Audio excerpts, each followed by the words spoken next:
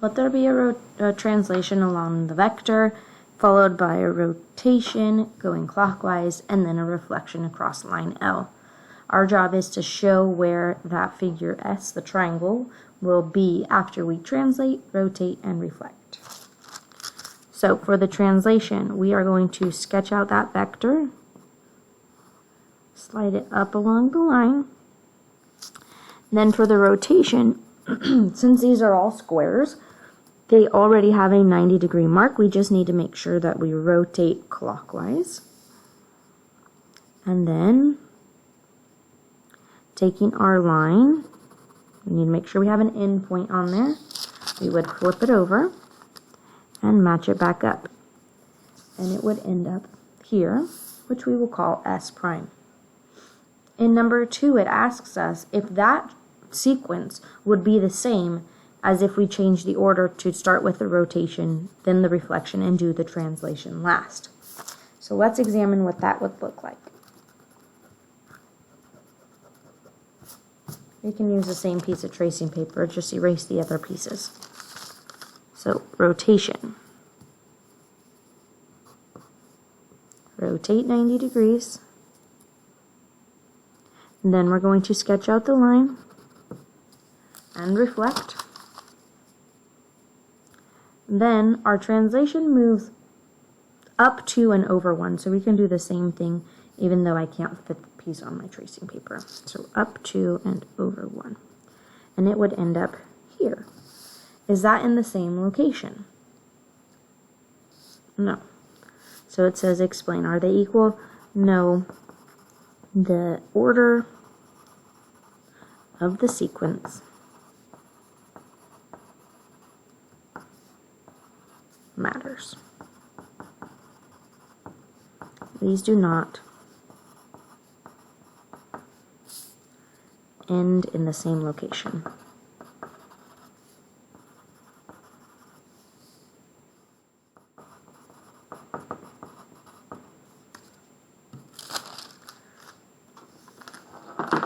Now for number 3.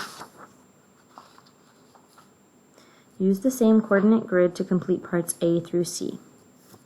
A says reflect the triangle across the vertical line that is parallel to the y-axis going through the point 1, 0. You can kind of see that this line right here is a little darker than the rest of them. So that's the one we're going to reflect over. And label the points A prime, B prime, C prime.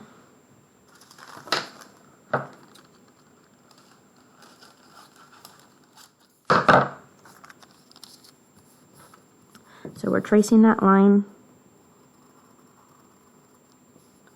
and the shape, and we're reflecting by flipping it over and lining it back up on that line.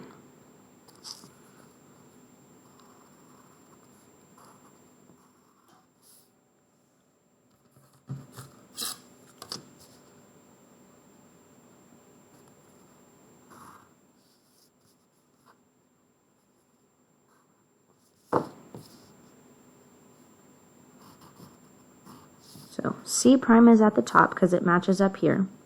B prime is the closest one to the line, and then A prime is over here. You can also look at the angles. The angles on this one would be a 90-degree angle, so B prime also has to be a 90-degree angle.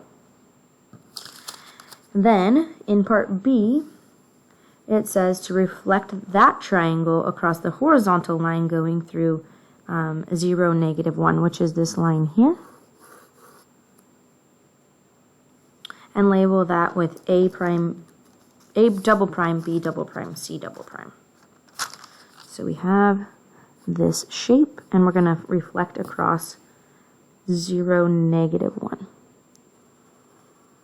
So I'm just going to go to where it intersects with the y-axis. And then we're going to flip. Might be slightly off. Yes. Shifted down, hang on.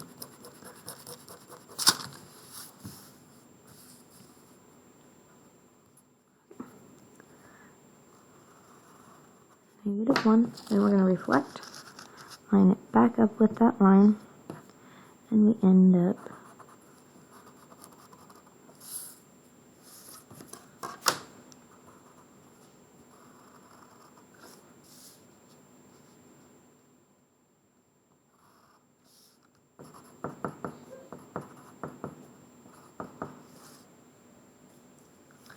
Then part C says, is there a single rigid motion that would map ABC to A double prime, B double prime, C double prime?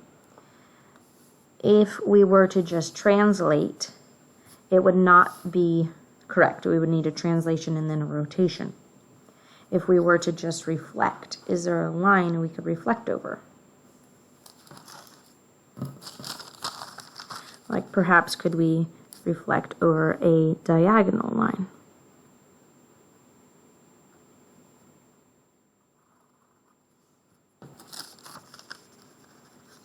Diagonal line wouldn't work. Could we do a single rotation? A few lessons ago, we saw that if there was a point in which they all intersected when we connect them, we could use that as a point of rotation. So let's see if maybe that happens.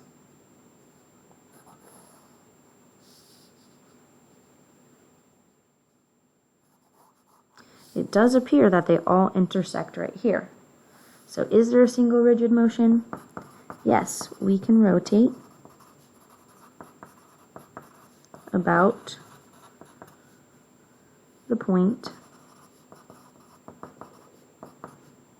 1, -1 to map ABC to A double prime, B double prime, C double prime. And let's try that out just to make sure. If we put a point here and we rotate, it would be helpful if you can see, and we rotate, sure enough, they do line up with each other. It appears to be a 180-degree rotation, because the lines are parallel to each other. These two are parallel, these two are parallel, and those two are parallel. So yes, there is one. It's a 180-degree rotation.